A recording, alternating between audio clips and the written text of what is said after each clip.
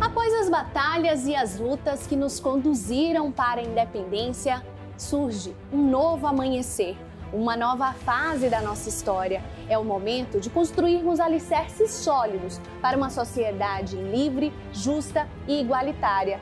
É neste cenário que surge o cortejo do 2 de julho. Nas ruas de Salvador, ergue-se uma celebração cívica que une corações e mentes em um só propósito: honrar o passado, compreender o presente e moldar o futuro. É um momento de reflexão, de gratidão e de renovação de nossos compromissos com a liberdade. Vamos juntos nessa celebração única, onde as vozes do passado se misturam com os anseios do presente, onde a festa transcende os limites do tempo e nos une como um só povo, uma só nação. O 2 de julho está vivo em nós. Afinal, a nossa história é feita de luta. Em 1824, velhos combatentes, pessoas que lutaram na guerra, decidiram que tinha que haver comemoração, tinha que fazer uma festa. Logo depois da independência, um grupo celebrando a vitória na Batalha do Pirajá resolveu comemorar a vitória sobre as tropas portuguesas e improvisou um cortejo, um desfile com uma das carroças que teriam sido tomadas, né, dos portugueses.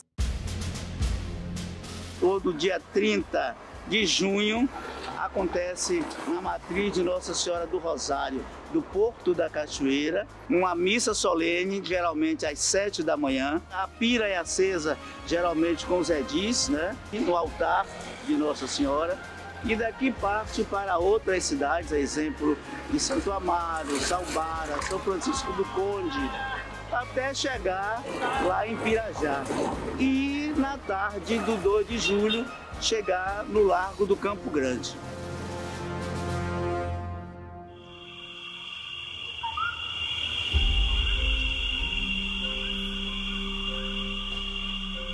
Em 1824, você já tem, na cidade da Bahia, um cortejo com o carro do caboclo. O que nós não sabemos é quando exatamente vem a cabocla também.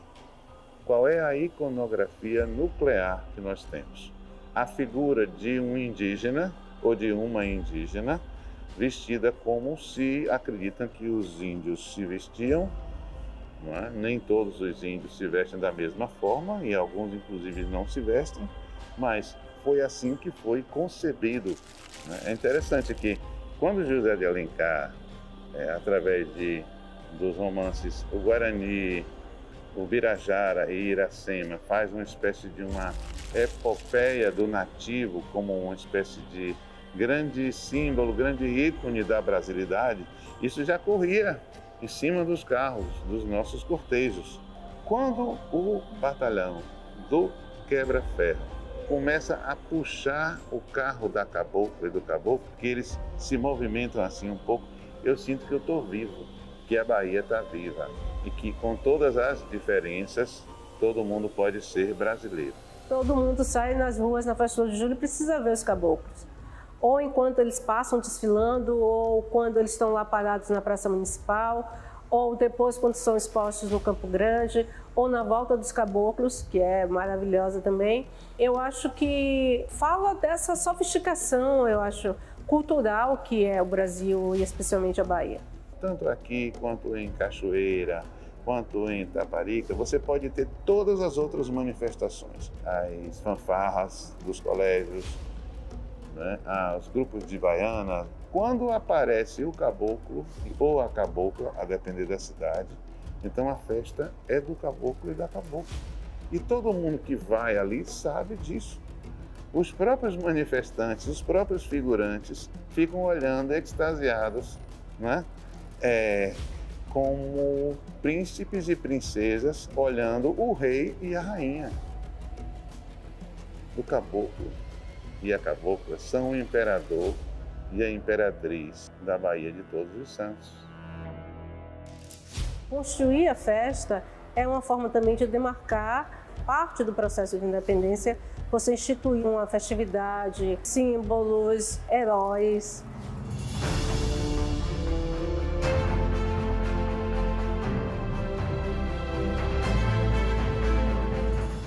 Não existe nação que não tenha na sua narrativa fundante pelo menos uma grande heroína ou um grande herói.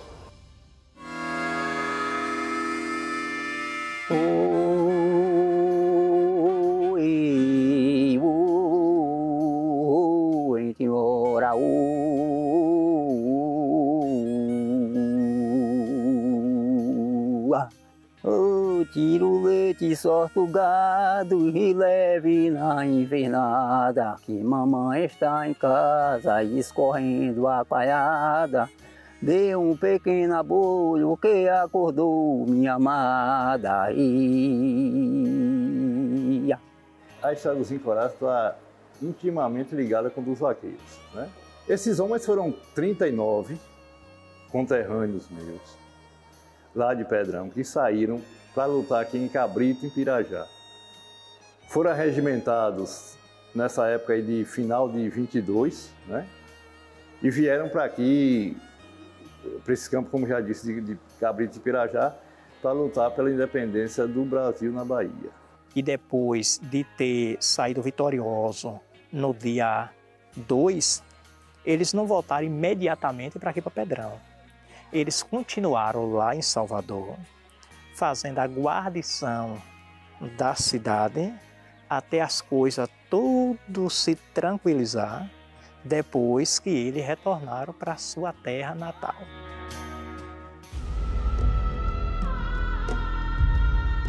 Hoje, felizmente, Itaparica volta, né, à voga, e a gente deve isso muito à existência de uma personagem muito questionada pelos historiadores, a Maria Filipa de Oliveira. Muitos historiadores negam a existência dela, dizem que não há comprovação documental. Nesse sentido, ainda não se encontrou uma demonstração inequívoca da existência dela, mas eu não duvido em momento algum. Então, graças a Maria Filipa, né, que virou essa heroína que é um símbolo da resistência feminina, negra e popular, Itaparica foi chamada de novo, né, à evidência.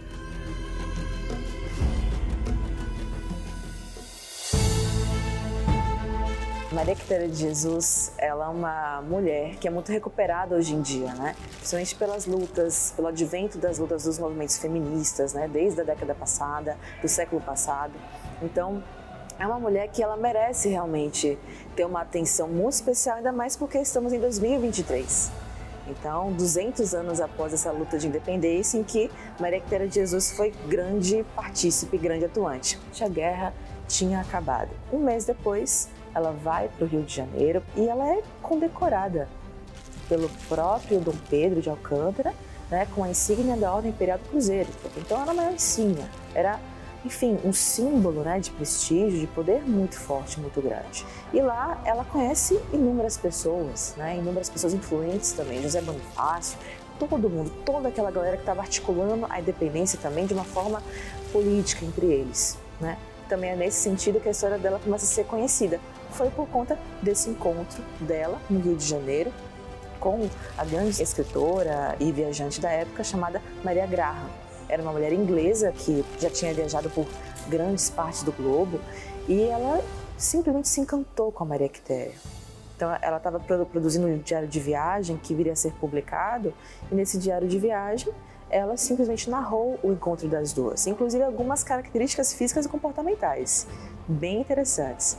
Então, ela fala que Maria Quitéria tinha os traços mais acentuados dos índios, e que Maria Quitéria tinha alguns comportamentos, segundo ela, um tanto peculiares, né? Ela falou que as maneiras dela mesa não eram muito diferentes, porém, ela gostava de comer peixe com farinha ao jantar em vez de pão, mas que ela era muito sóbria, mesmo fumando charuto após as refeições. São as pequenas formas também de subversão, de transgressão que ela nos apresenta.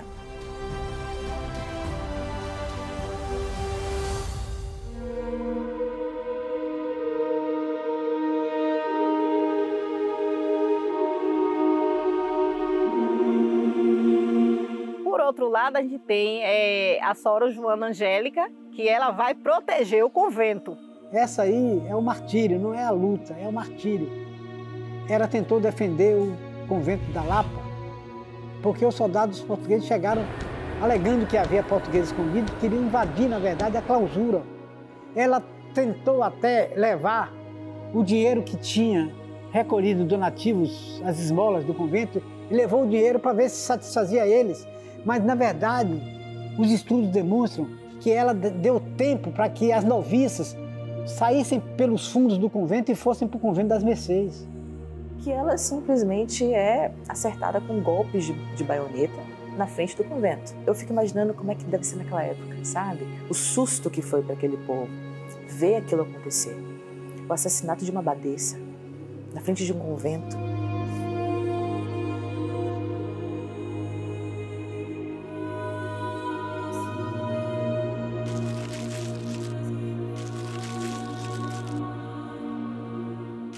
Maria Quitéria, Joana Angélica, né, Maria Filipa, são as mulheres guerreiras que nos deram essa paz, essa vida que temos hoje, lutaram para que nós tivéssemos liberdade. Então são as guerreiras maravilhindas, eu não podia deixar de estar aqui homenageando, porque também meu Brasil eu amo de coração. Uma mulher que venceu 3 frentes de batalha, é uma sumidade para o mundo, comparada a Joana d'Arc na França e as grandes mulheres nesse planeta. Então me vestir de Maria Quitéria é lembrar que nós só temos que preservar o sonho da liberdade.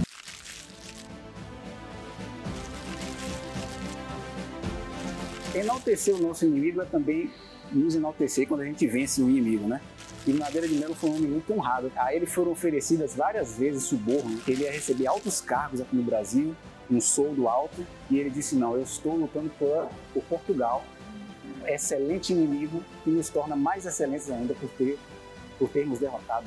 O país que foi construído ou reconstruído a partir de então era um país que continuava escravista, que continuava negando direitos a essa população negra nascida livre e liberta, não reconhecia qualquer tipo de direitos para populações indígenas. Ou seja, a estrutura, o modelo social, o modo de se pensar as cidades, as vilas e a própria Bahia, de uma forma ou de outra, mesmo com a ruptura, acabou se repetindo nas décadas seguintes.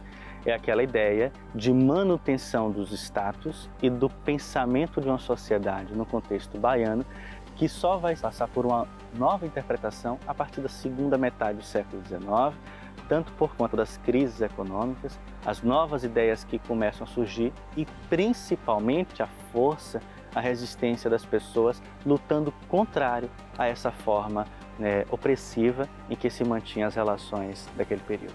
O projeto Vitorioso nunca se constituiu como um projeto inclusivo.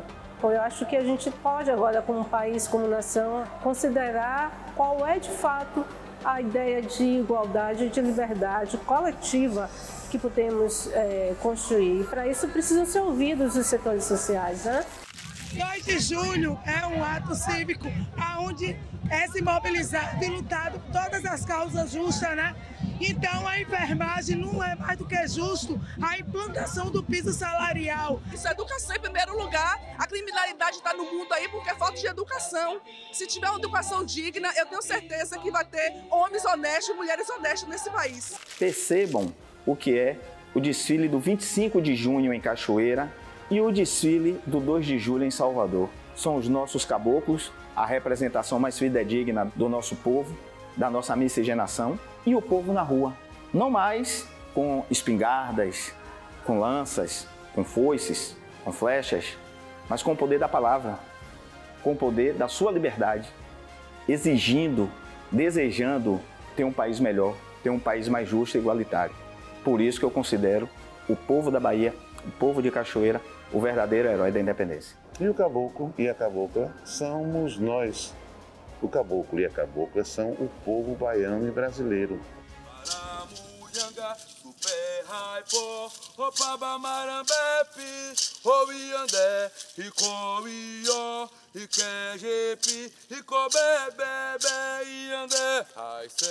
A gente vai notando que a festa resiste porque ela se atualiza, ela mantém a sua função de ser um espaço de crítica, ser um espaço de protesto, ser um lugar de resistência, ser um momento de alegria, de celebração pela independência política. Ao mesmo tempo, é uma festa em que as autoridades, as fanfarras, as autoridades militares, todas elas estão convidadas, né, a ocupar o mesmo espaço, a estar no mesmo momento, a constar do mesmo desfile.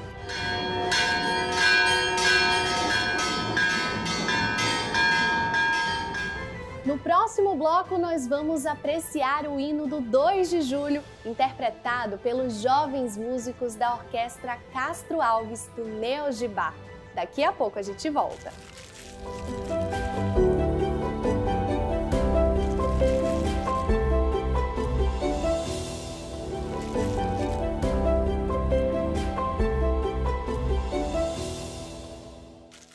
Toda boa história merece uma canção.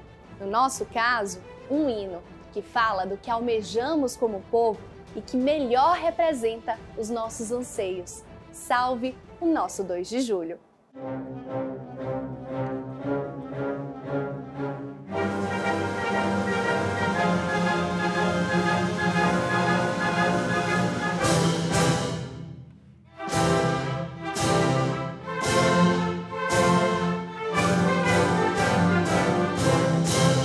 Nasce o sol a 2 de julho, brilha mais que no primeiro. É sinal que neste dia até o sol é brasileiro. Nunca mais o despotismo regerá nossas ações. Com tiranos não combinam brasileiros corações. Nunca mais o despotismo regerá nossas ações. Com tiranos não combinam brasileiros corações. Com tiranos não combinam brasileiros corações. Cresce, ó filho de minha alma, para a pátria defender. O Brasil já tem jurado independência ou morrer. O hino ao 2 de julho, para mim, é uma das peças mais caras e que falam mais a alma dos baianos que conhecem a sua história. Brasileiros corações. E até hoje o hino 2 de julho é tão importante que hoje é considerado o hino do estado da Bahia. A gente precisa, né, tirar de fato a tirania, né, do poder, tirar de fato a tirania que usurpa a nossa liberdade, a nossa independência de comida, de cultura, de tudo que constrói esta cidade, este recôncavo, Bahia de Todos os Santos e a nação. Esse é o sentimento do povo, não aceitar nunca mais o despotismo, nem a tirania. Dos tiranos não será nunca mais o despotismo regerá nossas ações. Com tiranos não combinam brasileiros corações. Nunca mais o despotismo regerá nossas ações. Com tiranos não combinam brasileiros corações. Com tiranos não combinam brasileiros corações.